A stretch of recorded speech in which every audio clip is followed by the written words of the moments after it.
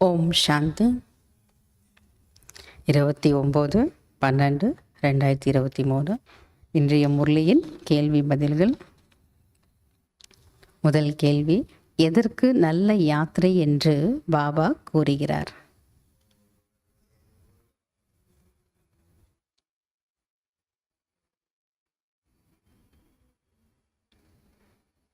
பாபா சொல்றாரு, நீங்கள் எழுந்தாலும் உட்கார்ந்தாலும் எழுந்தாலும் நடந்தாலும் சென்றாலும், அதாவது பாபா என்ன சொல்றாரு, உட்காரும் பொழுதும் எழுந்திருக்கும் போதும் வரும்போதும் போகும்போதும் யாத்திரையில் இருக்கிறீர்கள்.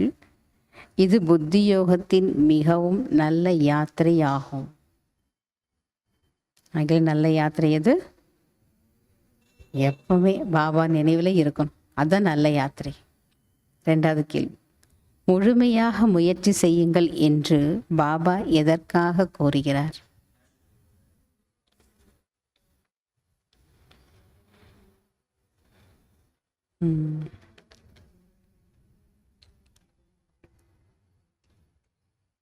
சுயம் தூய்மையாக இருக்கிறீர்கள், சுயம் தூய்மையாக இருக்கிறீர்கள் என்றாலும் கூட பிறகும் நோய்வாய்ப்பட்டு படுகிறார்கள்.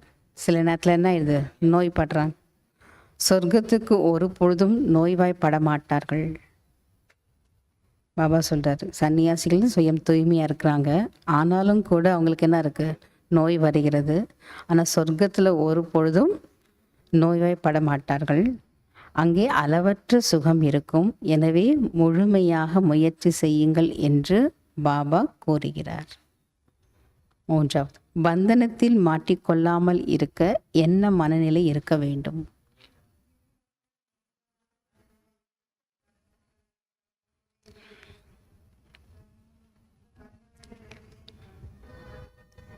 விடுபட்ட மேலான மனநிலையின் மூலம் பறக்கும் கலையில் பறந்து கொண்டே இருந்தீர்கள் என்றால் கர்மம் என்ற கிளை பந்தனத்தில் மாட்டிக்கொள்ள மாட்டீர்கள். நான்காவது, அனுபவி மூர்த்தி யார்?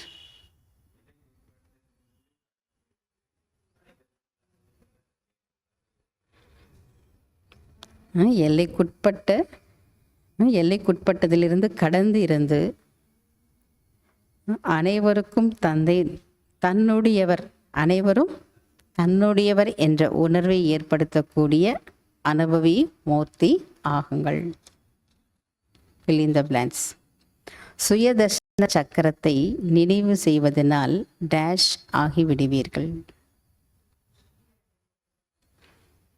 சுயதர்ஷன சக்கரத்தை நினைவு செய்வதனால் வெற்றி அடைபவர் ஆகிவிடுவீர்கள். ரெண்டாவது, யோகத்தின் மூலம் நாம் டேஷ் ஆகிறோம்.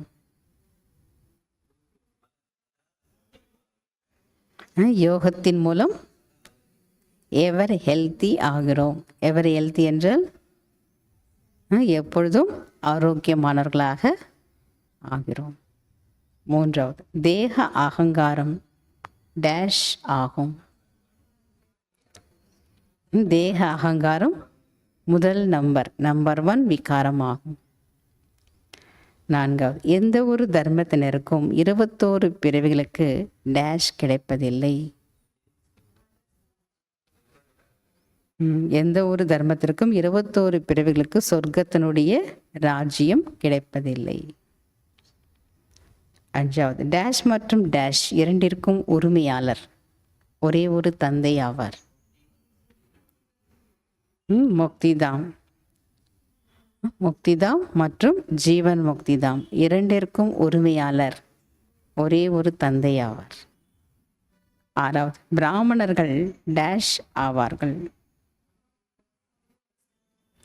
பிராமணர்கள் ஆன்மீக சமூக சேவாதாரி ஆவார்கள். அச்சா, ஓம் சாந்தி. தேங்க்யூ பாபா.